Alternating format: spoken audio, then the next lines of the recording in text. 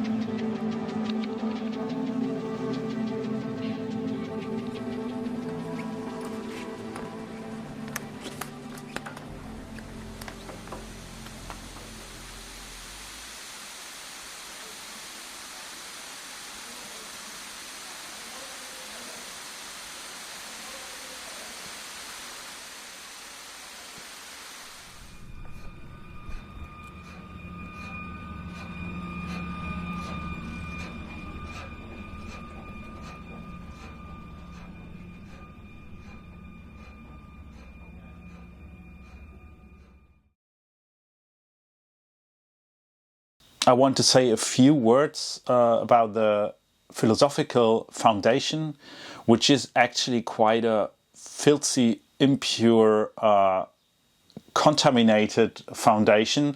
I'm not a philosopher, I'm an artist, so I really address at the beginning of the course is kind of like 4 different ideas of what exposure and vulnerability could be. They're all in a certain way very ontological. The one was really feminist theoretics in the field of new materialism or new materialisms. There was this Stacey Alamos exposed that gives an idea, and Karen Barrett that I quoted already, and Jane Bennett, Rosie Braidotti, Donna Haraway. Those are names that probably appearing in the conference mostly, and they give ideas of how exposure and vulnerability can be understood as a method of generating other knowledge. For instance, in education, but also in activism, the small going direction of activism, bit ecofeminism also, and a lot of flirtation with space maybe, and not so much seriousness by parts. Post-humanist approaches, and kind of like in clash with that, I found also very intriguing ideas coming from contemporary approaches of anthropology. There's to name Tim Ingold, who develops an idea of exposure and vulnerability in The Life of Lions. I think it's about 2015. And there's more like a labyrinthic way of ontologic knowledge production by just being in the world and exchanging intention to attention, so listening to little signs instead of following a clear path, which is a labyrinthic knowledge, which is not so much ruptured or rifted as the ontological knowledge coming from the more pure new materialist ideas. It's more a little bit linked to structuralism, you would almost say, and very much to ideas of indigenous knowledge production. And there's another scientist I really like, which is Philip de Scola, who's looking at the ecology of others, which is very much linked to the ontology of others. So, of course, nothing to appropriate ideas of animism, totemism. I mean, we're all grown up in like a modernist world, but I think, especially when it comes to this very ontological knowledge production, it's a very fruitful way of looking in this direction, into anthropology. And then the third kind of like inspiration is really the experiments done during surrealism, surrealist activism. First and foremost, Georges Bataille's Acéphale in the Collège de Sociologie Sacrale, which is very much a key in the history of the development of artistic research. And there again, there's a labyrinthic knowledge production. He's not so much talking about vulnerability, but it's very present there, and it's also very much an entanglement of practice and theory. And we'll looked into that a little bit. You can see already this foundation is not. You need a certain amount of ambiguity tolerance, and then we also introduced contemporary approaches of artists working with film. For instance, we did a long interview with Ulrike Oettinger and also showed a film. She's also in the book. We make a book parallel to the project funded by the Stiftung Innovation der Hochschullehre, which is a text of 15 practitioners and theoreticians coming from various backgrounds.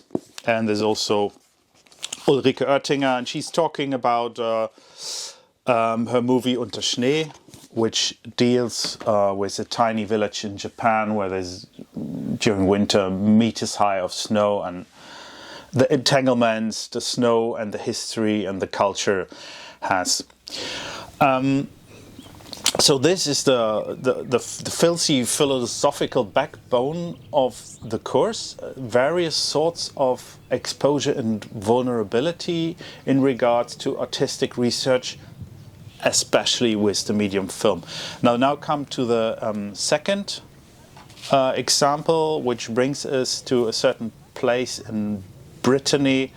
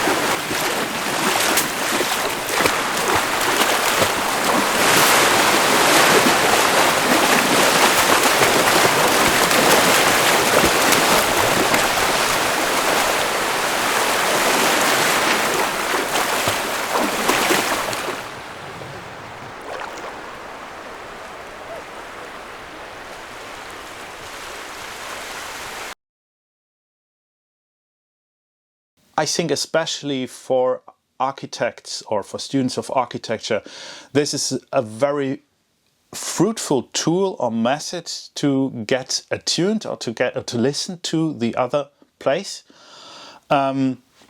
Working with film, and it gives especially the self-empowered way of the course, giving way to self-reflection, giving way to own decision making, putting in lots of ideas of diversity and equity into the course is something we want to keep on doing at the Chair of Visual Art, probably going more into the direction of performance. Thanks very much for listening, and wish everybody a good conference in Barcelona. Ciao from Berlin.